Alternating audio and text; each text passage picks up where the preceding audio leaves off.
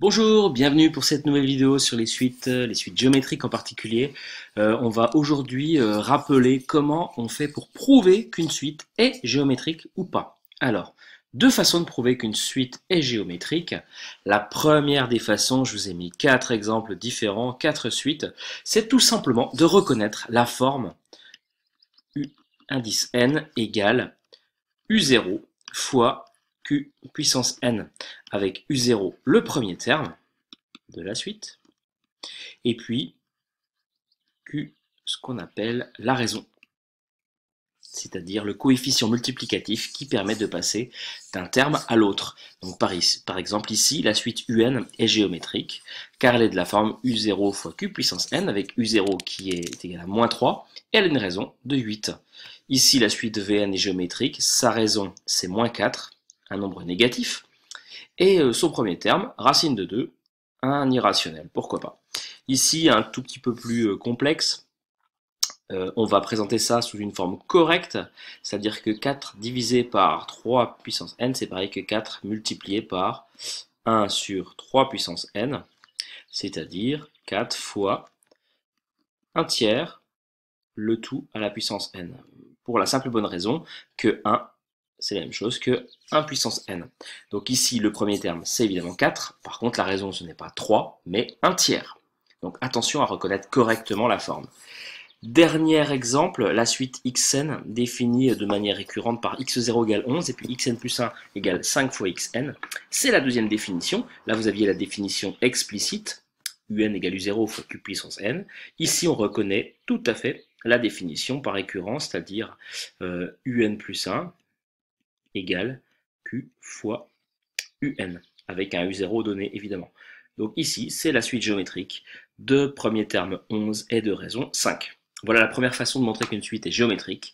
La deuxième, quand on a une forme un tout petit peu plus complexe, c'est de montrer que le coefficient qui permet de passer d'un terme à un autre est toujours le même. Il est constant, fois la raison, fois la raison, fois la raison, etc. etc.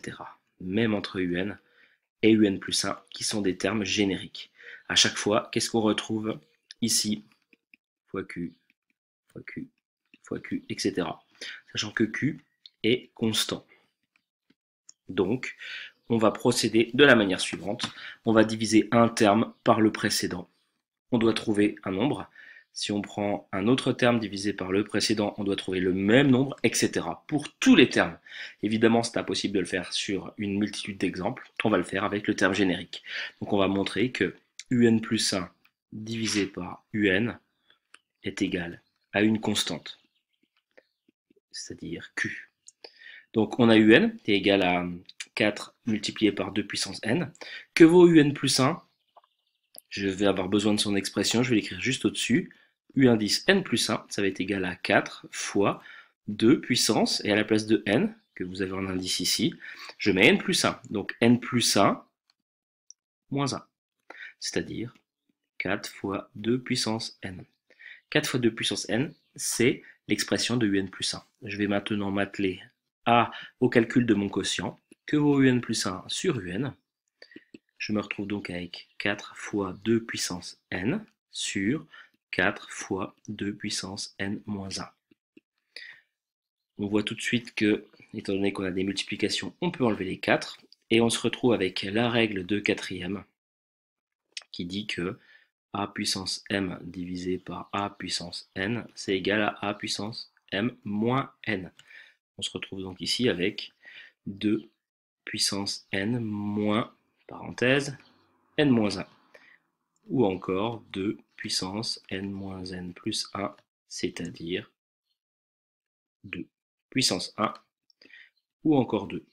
Quand on a montré ça, pour n'importe quel n, quand on fait le quotient un plus 1 sur un, on trouve toujours 2.